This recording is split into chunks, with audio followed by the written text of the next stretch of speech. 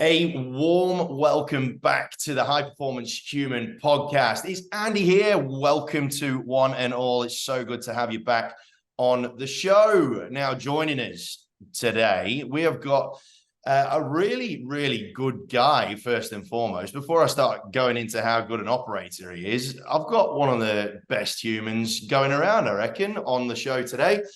Shane Lowe is the CEO, director, founder, whatever you want to call it, the head honcho of Real Estate Training Australia, which is a registered RTO supplying Cert 3, Cert 4s, and a whole load of training within the real estate space.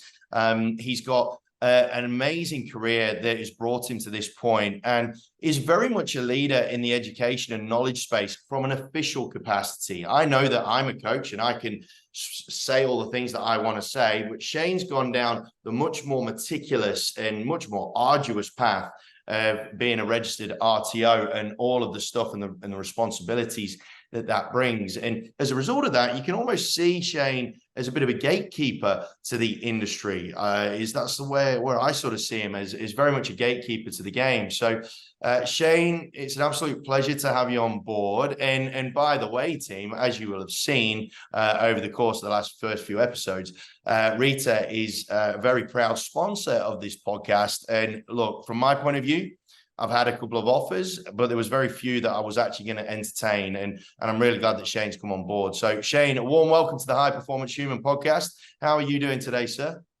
Andy Reid, mate, what an introduction. I don't think I don't know if I can live up to the hype. Let's just wrap things up here. We'll finish on a high note. Mate, that was incredible.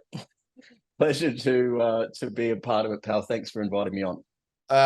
Pleasure is absolutely ours. It's both mine and our listeners' pleasure that we've got someone like you coming on board, because one of the reasons why I really enjoyed the prospect of having yourself and RETA come on board as a name sponsor for the podcast is because obviously from my point of view, I have a very, very strong ethos and a real strong desire, without being too crusadery, to raise the bar within the industry. And the synergy that I have with yourself and with RETA is it's all around that, in my opinion.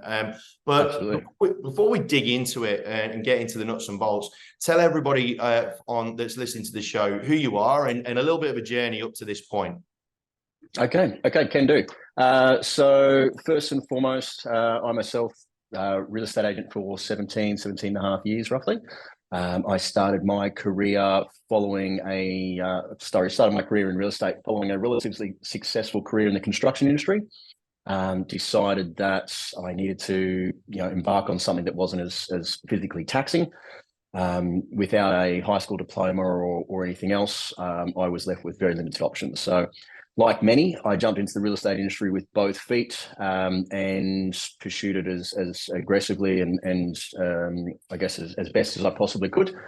Fast forward through my career, I've gone from sales associate to sales manager roles relatively quickly, through to regional management, into corporate training and into business ownership within the real estate industry. And at each juncture, found that there was a massive gap in the marketplace as far as adequate training for new to industry people. So it led me ultimately to pursue the career path that we're on now, being an RTO and providing that level of training and qualifications for those pursuing a career in real estate. Do you miss being on the front line? That's a good question, mate. There's definitely times, yes. And I say that because I don't necessarily miss the huge amount of hours committed to working, to be out there meeting with prospective clients, vendors, buyers, and everyone in between.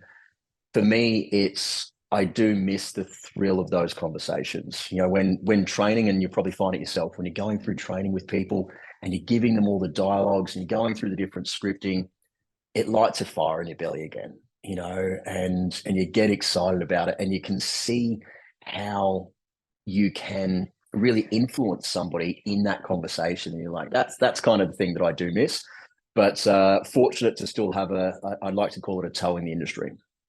Oh, you've got more than a toe, right? I think you've got a few more limbs than just a toe, because I do. A long leg. I very much see you as a gatekeeper, but one that has the right, or the appropriate motivation behind being someone that is in that position. You know, what someone that, like I said, without being too over the top, sort of crusader type mentality, you Yeah. very much have an appreciation for the level of responsibility that real estate agents have, and Yeah. society. Right? We're not putting mayo on that. That is an absolute statement of fact. So everybody needs somewhere to live, and real estate professionals are the ones that make that happen, right? So Yeah. so to be someone that is wanting to maintain and constantly look at how we can raise the bar across Australia is it's a position that I think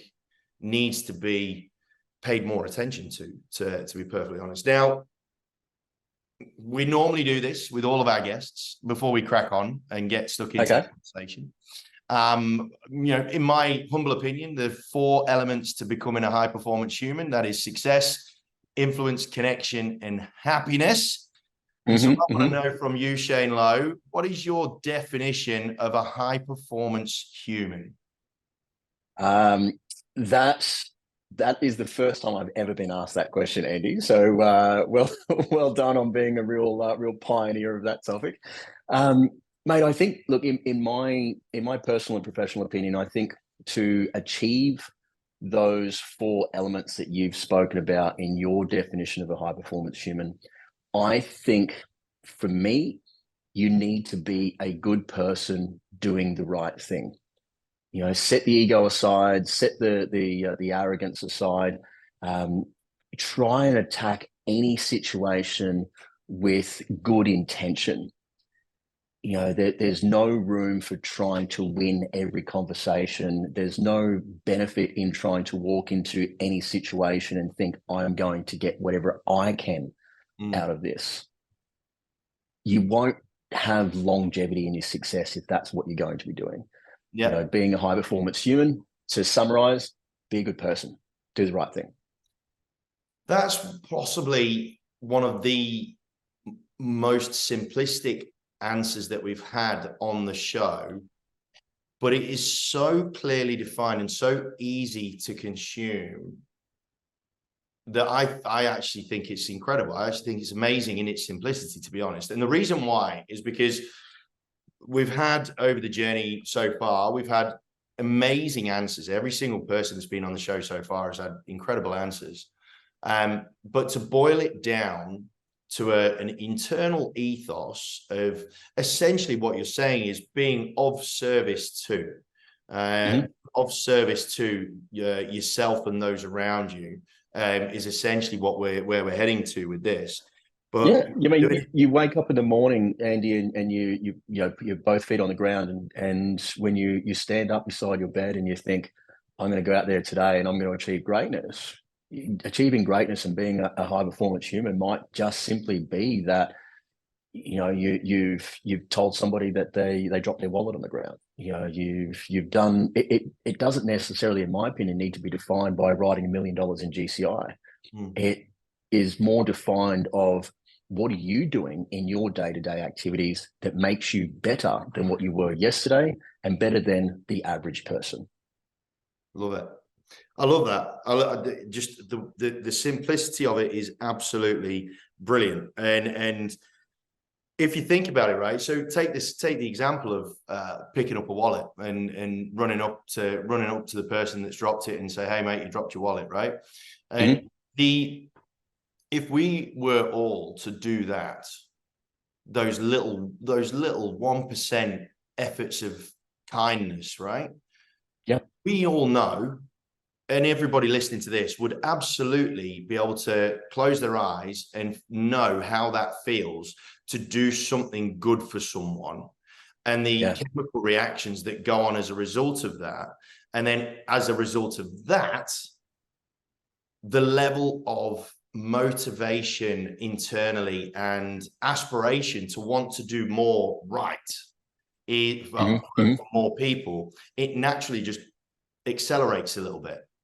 And Yeah. you know, you do that accumulatively over the course of time, the level of momentum, you know, a happiness momentum or kindness momentum, whatever you want to call it, will drive you to end up achieving whatever it is that you want to achieve without really having to focus on, you know, really growl and snarl in order to get to where you want to be. Absolutely. Absolutely. I mean, you know, we often say in business, and I think in any industry, it's paramount that referrals and word of mouth are the best form of business that you can attract. What better way to get referrals and word of mouth and great you know, recommendations from people than just doing the right thing? I love it. I love this. I love it. That's right up there. That's on the leaderboard. Absolutely, it is, Shane. I will say, in my humble For a opinion. win. Absolutely. Excellent. Now, let's get stuck into the meat and potatoes of this conversation. Okay.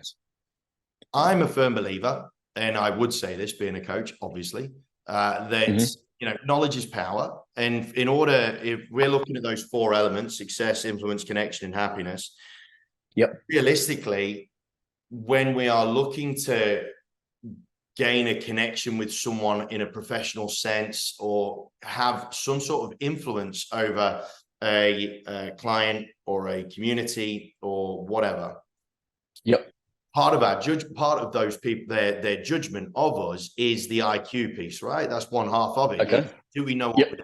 All right. Do we have any idea as to what we're doing? Credibility piece goes a long way.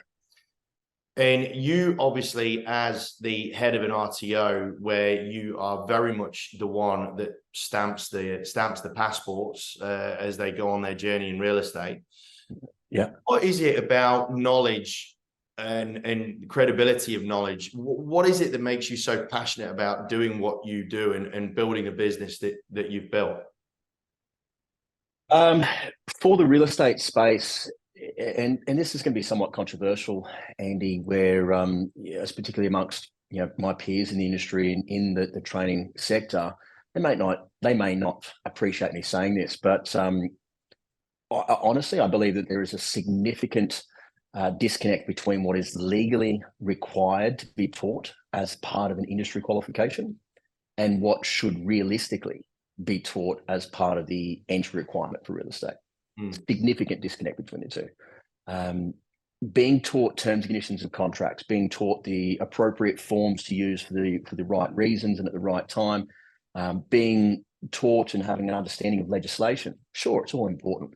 Okay, it's a necessity to know those things. It helps you from not being sued. It helps you get paid. All those sorts of wonderful stuff, right? But you know, to take you on a little bit of a journey, like when I first started in real estate, and you know, going back to the introduction, I came from the construction industry. Okay, where we communicated by grunting at one another and throwing things. It wasn't really an industry where, you know, we had a strong vocabulary. Coming into the real estate industry with absolutely no idea what I was doing, I was no different to a lot of other people. You know, I obtained my qualification in a few days, thought I'm going to be the next big superstar out there, and off I went on my journey. I was fortunate enough to land a position as a salesperson within a very reputable office here on the Gold Coast. And the first thing that my sales manager said to me was, Shane, I want you to go prospecting. And I was all gung-ho. Yeah, mate, no problems. I'm going to go prospecting. Absolutely. Didn't want to disappoint anyone. Off I went, full suit and tie, door knocking all the area in which was my patch. A little over 1,400 homes there. And every single day I would go out there door knocking, asking people if they're interested in selling or buying real estate. One thing that I learned from all that, Andy, is it's really hot walking around the streets wearing a suit and tie. And for those of you, just to put that little one into a little bit of context, for those of you that are listening overseas, Gold Coast is up in Queensland, which is sort of east to northeast section of Australia. It gets warm, and like it gets warm. Yeah, we're not talking warmish, we're talking proper warm. So yeah, suit and tie, and it can get humid as well up there. So suit and tie and humidity. There's no reason why Shane elects. I'm going to say elects to shave his head. It's not through. It's not through the tide is well and truly gone out on my. I'm trying to help you out there, man. I don't have a choice. It's either a receding hairline or a shaved head. But the other thing that I learned from that journey, Andy, is and this might surprise quite a lot of your listeners and viewers, is that buyers and sellers, they fundamentally have one really important thing in common. Okay, they fucking work, right? That's how they can afford to buy and sell property. Okay. So coming into the real estate industry, brand new, no idea what I was doing, being told to go out prospecting, I spent days, weeks, months walking the streets during business hours trying to generate clients. Yep. Unbeknownst to me, the best time of the day that I could have been doing that was outside of business hours. Yep. Right. Would have put in a lot more, would have got a lot more results for a lot less effort. Right. The reason I take you on that journey, the reason I tell you that story is quite simply that the reason I struggled so early on in the industry, and the reason why a lot of people struggle so early on in the industry, is that there is that disconnect, not having that education around what is, realistically required, means that a lot of people, just like me, start in the industry, have a qualification, think, wow, I'm going to be the next Gavin Rubinstein. Off I go. I'm going to, write a few $1 million next year. And sadly, it just doesn't happen for them because they've never understood the fundamentals.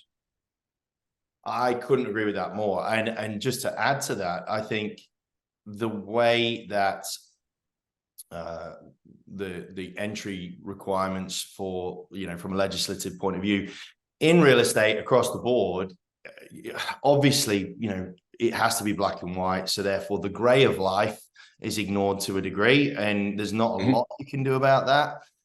But the lack of real world application at that sort of level is sometimes, and on occasion, it can be quite astounding. And harking back to my very early days, I did my 5-day course, got into the game, and once I got into the game, the comment that I got was more than once was, right, now you've got your qualification, you can start to learn how to do real estate. Yeah.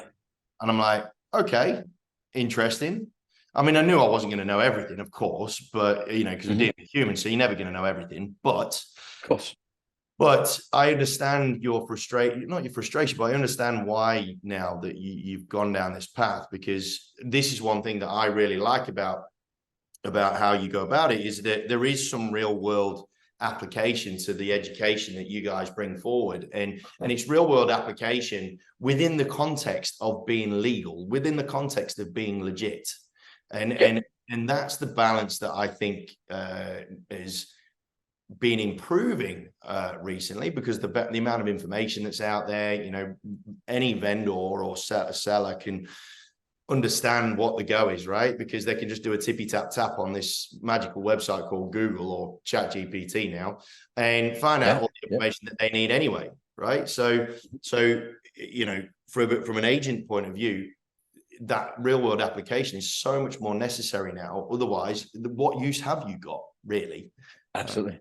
So, we're not the oracles that we once were. People have more information at their fingertips than they've ever had before, and real estate agents now, if I'm being honest, and where I see the purpose of a real estate agent in today's real estate world is to be a good customer service representative. That's ultimately what it is. You're in a people industry. It's got nothing to do with property.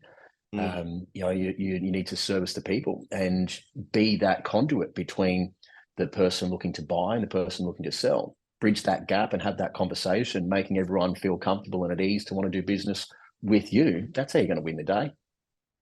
Couldn't agree more. Now, would you say that that's probably your biggest frustration? Because as and I keep referring to you as a gatekeeper, and I'm saying that in an entirely positive sense. Is that what you would see? At the little staff saying none shall pass, and exactly. Not letting anyone in. Exactly. I'm thinking of all sorts of stuff, like centurions and whatever. Would you say that that's one of your biggest frustrations, or because the real estate space, much akin to a lot of other spaces in the service sector, finding staff is not easy at all, and actually keeping them is very, very difficult.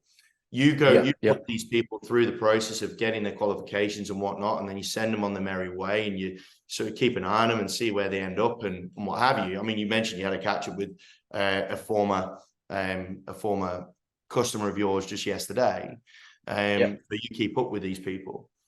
Is there anything else that really gets on your grits, around the space? No, I'm not saying we're not wanting to bag the industry out in any way, shape, or form. No, not at all. But I think you could, whatever your frustrations are, you could pretty much apply it to almost any service-based industry, I reckon. Oh, absolutely. And I think the two main frustrations that I have and that we see day in, day out in the industry, not just in the training space, but what we see when we're speaking with our clients at our agencies that we deal with and we do training with, the frustrations that they're sharing with us are much the same as what we're finding as well from the training space. So there's two key ones for me, or two main ones. And the first one is misconceptions and myths about the industry. Okay. A lot of people that want to pursue real estate are looking to pursue real estate for a lifestyle change. They're looking to make that CEO paycheck without having a university degree behind them. Great. That's what I want to do as well. Okay. That's what most people want to do.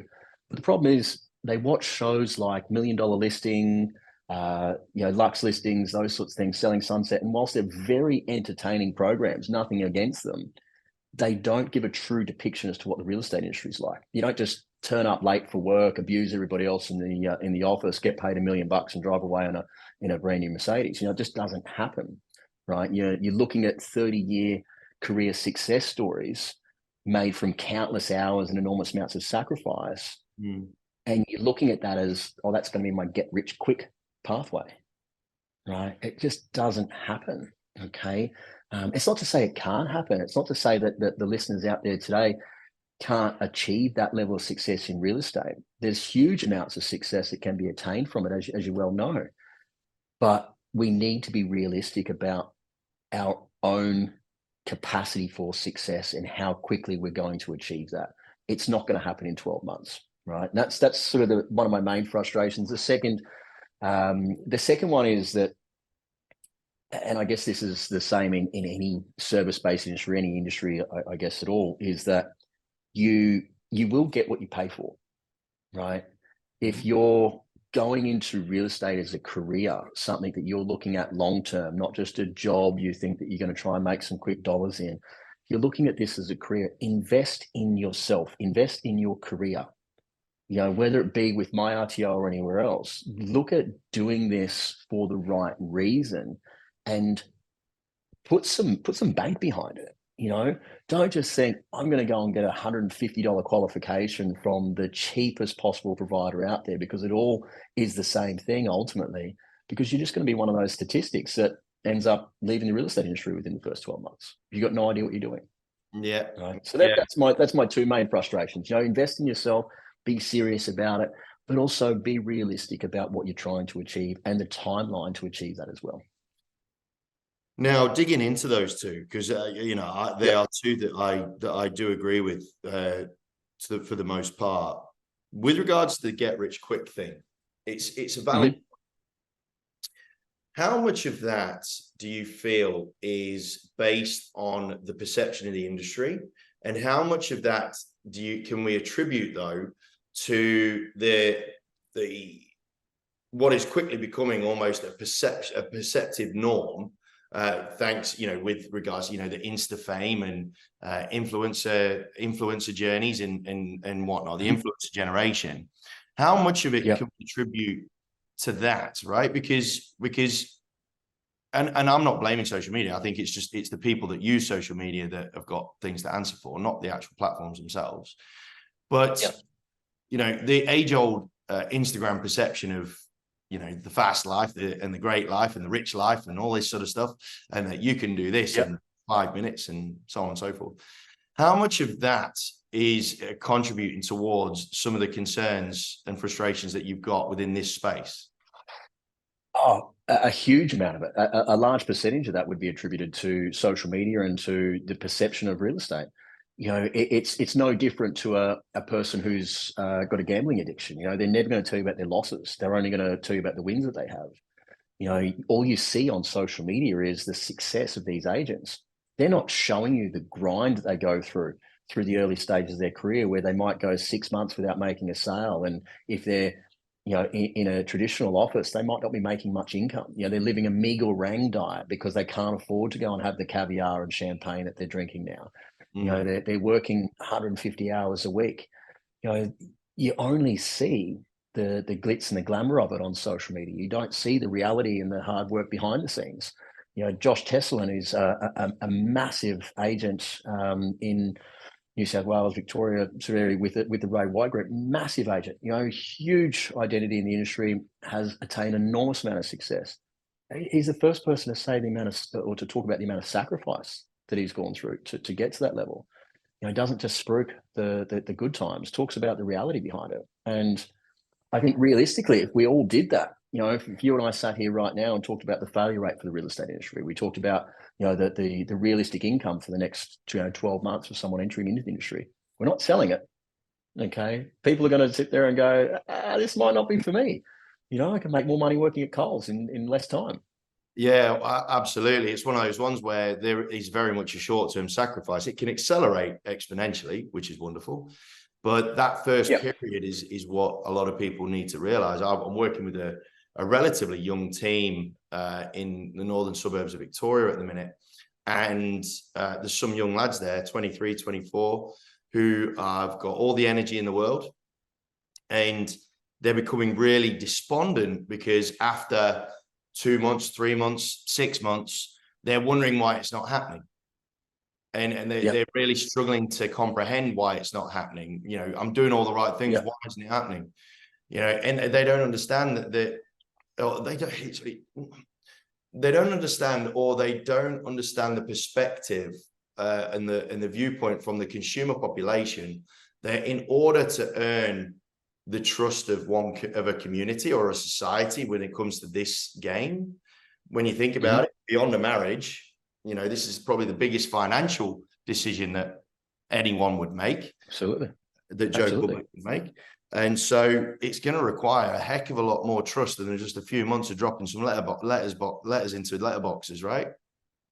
Absolutely. Yeah, I couldn't agree more with that statement. It's something that I'll often try to, I want to use the term educate around here, Andy, but I know educate's probably not the correct terminology for it, but I often say to people that as an agent, what you're trying to do and what you're trying to express to the marketplace is that you're the best choice for them. The first choice of any vendor is who they choose as an agent, right? That's their first big decision. So as an agent, we're trying to express to them and convince them in a way that we're that right choice, right? That they should put their trust in us. How can we differentiate ourselves from all those other agents out there if all we're doing is smashing just listed, just sold, free appraisals, letterbox drops, and all that sort of stuff? It's being present in the marketplace, doing the right thing, going out there and speaking with people, door knocking, whatever it might be, where you're front and center of your marketplace so people can actually make and form their own opinion of you based on how you conduct yourself as an individual. And if you're doing that and you're doing the right thing, you're going to win that trust all day long. And I think a large part, and again, you could apply this to any new industry or job that you're going into, irrespective of whether it's real estate, whether it's the bloody police force, whatever. You need to find yourself within that space as well, because irrespective of job, you always go into a job with this idea, this notion of what success looks like in that role. Reality could be tremendously different when you all of a sudden become immersed in whichever industry you are in or whichever role you are in, and you feel and understand for yourself how you're reacting to the same scenarios that you're seeing all these successful people just vault over, right? And there'll be some that you hit a wall with and some that you absolutely smash out of the park. But then that adjusts automatically what success ends up looking like for you within the space. And I think Absolutely. I think a lot of people, and bringing this back to the real estate, I think a lot of people within real estate, when they first jump in, I think there really needs to be a sense of leadership from the space around allowing their new incumbents to actually get to know who they are within the context of the role that they are in. Because absolutely.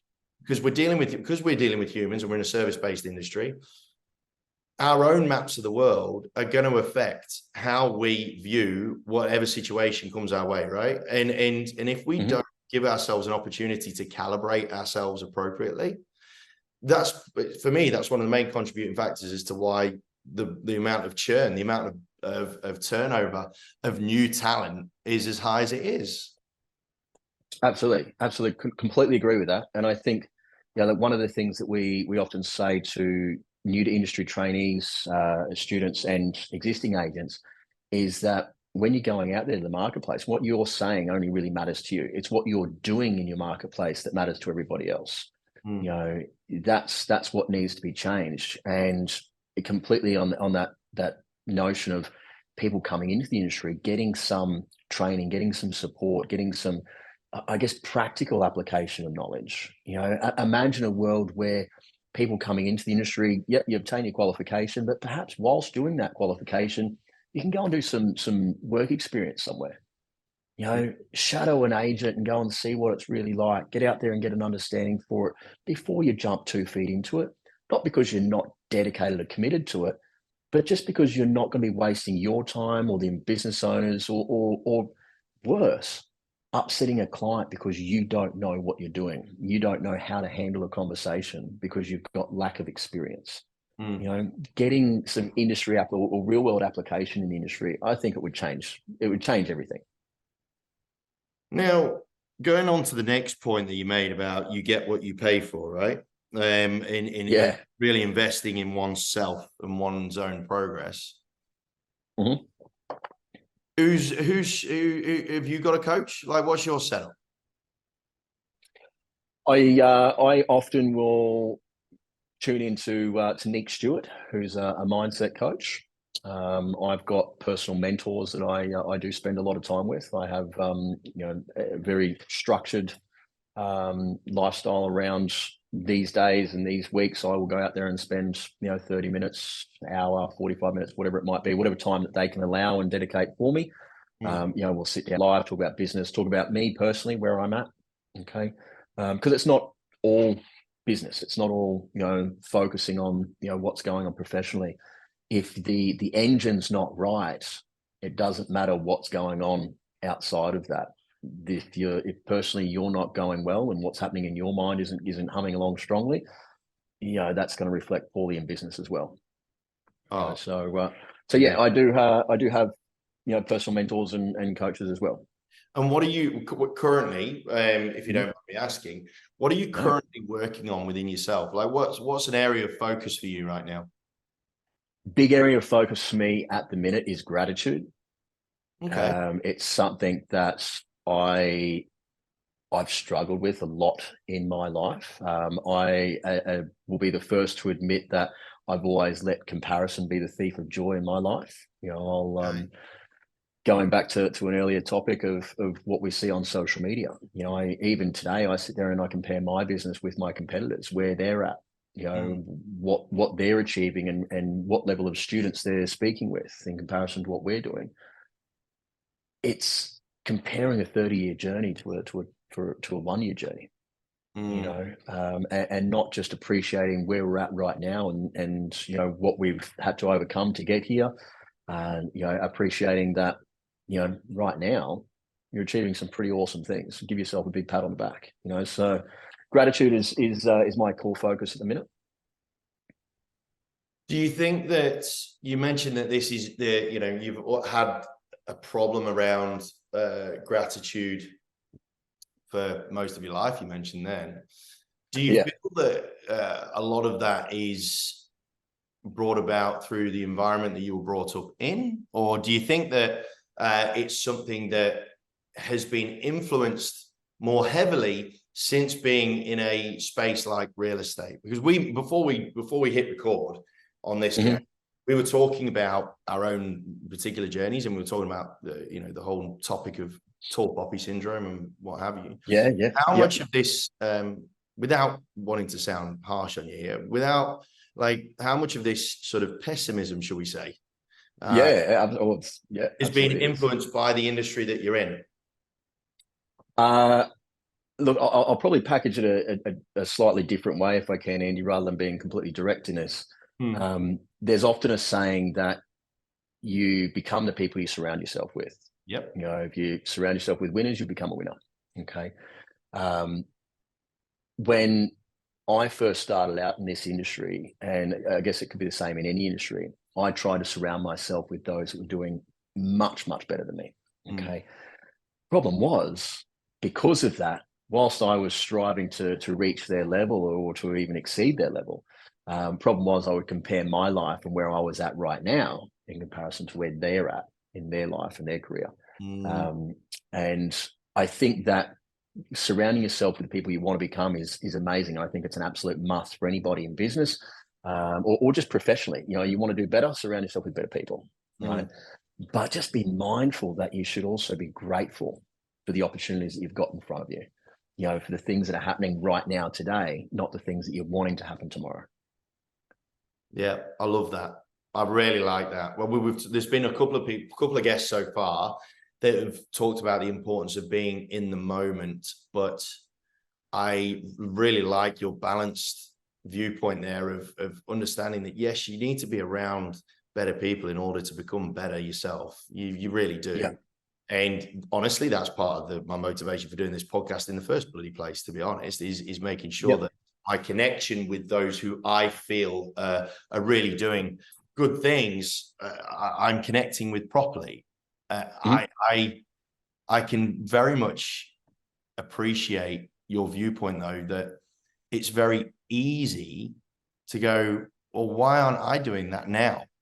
When there is God knows how many hours in blood, sweat, and tears that have got them to that point that we feel for some reason that we should have some divine right to step, right? Absolutely.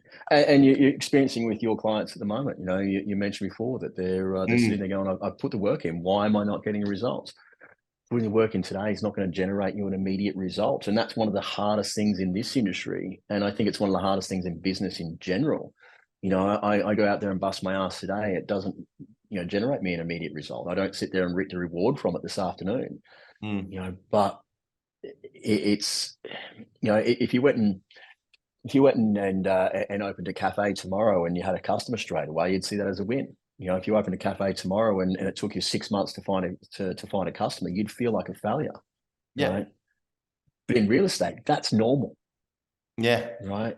It's trying to build the business in that 6 months. That's completely normal. And it's so hard to maintain that enthusiasm for what we do, both in the industry and just in business and life, when you're not seeing that immediate result, because we need that pat on the back. As humans, we need to be told that we're doing a good job. Yeah. We need that reassurance, And I don't think it's poor form to want that degree of affirmation, right? No, not at all. I think that in some respects, the need for validation has been ostracized a touch, right? That human need for validation has been singled out, and I'm guilty as charged with this, especially when it comes to your Instagram or your Facebook statistics or whatever, right? Where that vanity metrics sort of topic of the need for validation, because you put a post on there, and in order to feel like you exist, you need to have 10 thumbs up, right? In order to feel validated.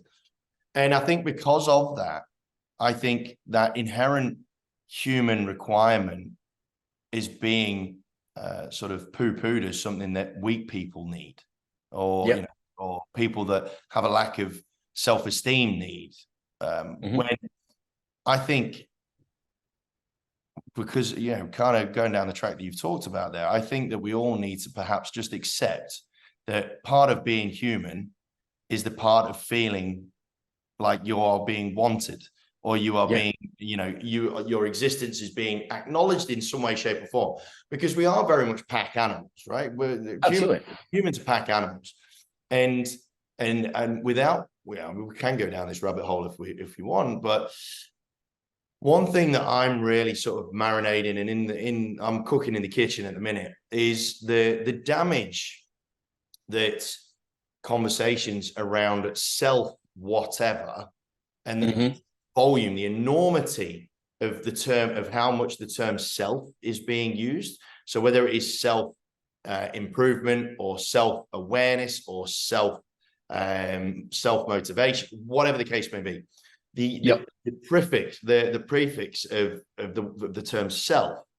I'm actually looking at the correlations between the volume of the use of it and the rise in mental health challenges that are being faced in the world, because it's almost like the world's trying to make us, right, in order to be successful, you need to be successful by yourself.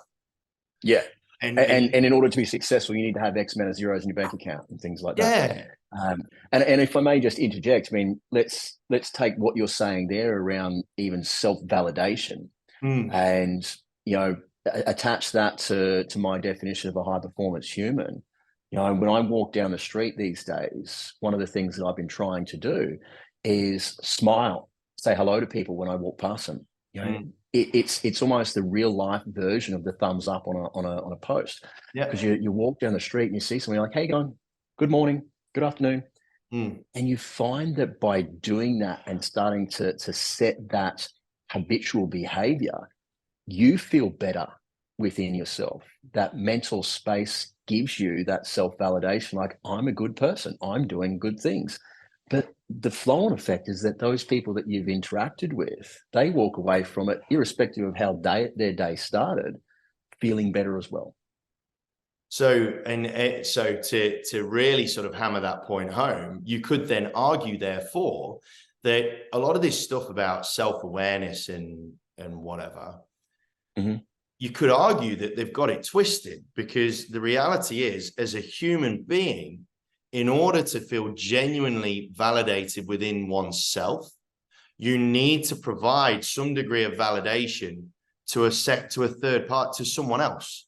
You need without wanting anything in return. Yeah, you need to have that feeling of connection, however brief, with another human being in order to do it yourself. You can't validate your own existence by yourself. It really just doesn't exist. And so, if we were to bring this into a real estate context, salespeople that are new to the game and they're wanting their existence validated by income, obviously, initially, and action and business and vendors, sellers, listings, whatever, rentals, whatever the case may be. In order to become validated in your role, you need to be of service to those around you in order to feel that level of validation. You can't go out just expecting, like you said, what you mentioned just there, which I think I really want to highlight, which is expecting nothing in return. By going out with the inherent goal of providing value to those around you, that is the only way, realistically, to open the door to validation in oneself. Yeah, 100%. 100% agreed. Imagine for a moment, as a brand new person to industry, if instead of going out there and believing that you're going to be that next $1 million writer of income, that you're going to go out there and door knock every single house in your street and sweat profusely in a suit and tie, instead of doing that, just say to somebody in your office, say, hey, Andy, do you mind if I work with you? I'm not going to charge you a cent. Okay. I just want to shadow you. I just want to learn from you. You're providing value. I'm providing value to you by assisting you with all your follow-up calls and your callbacks and your prospecting and your open homes. I'm providing value to you, and I'm not asking for anything in return. I just want to observe. Okay. Any other little bits that I get along the way where you're offering some of your insights, wisdom, and experience to me, fantastic. If we sell a property together and you turn around and say, mate, I couldn't have done it without you. You're a big help. Here's a couple of bucks in commission. Wonderful. But it's not having the expectation around that. Yeah, you're spot.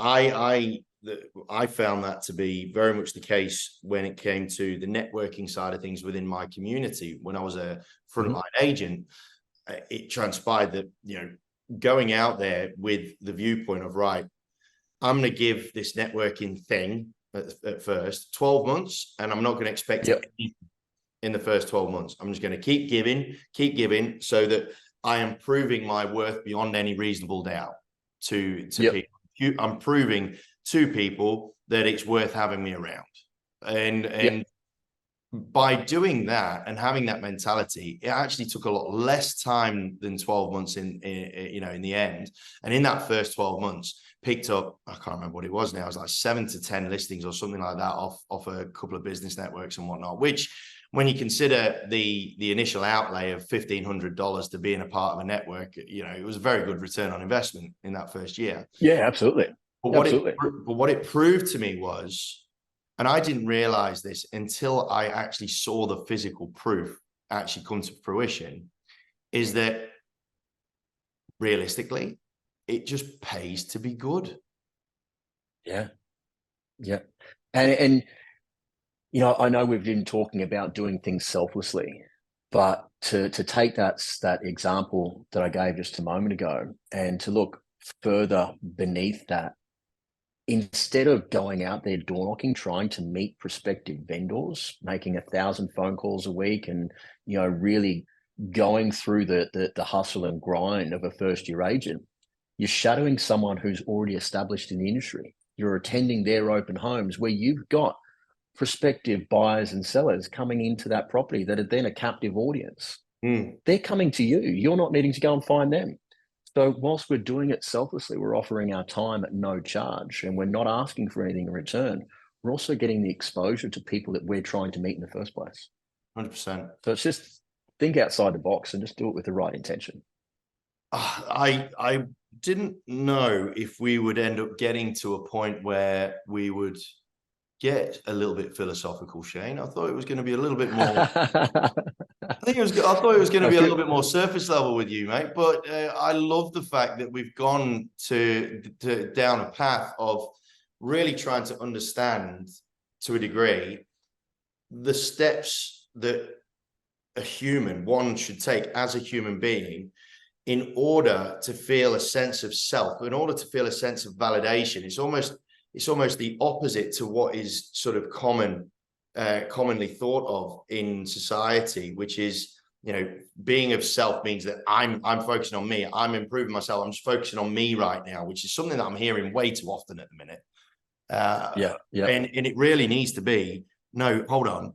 I need to be of service to those around me to a level that allows them to feel that they can validate me freely.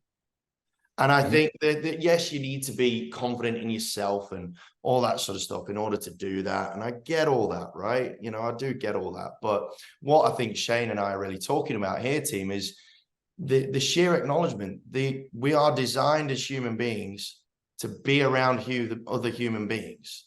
We weren't brought to be in solitude. We were brought up to be in groups.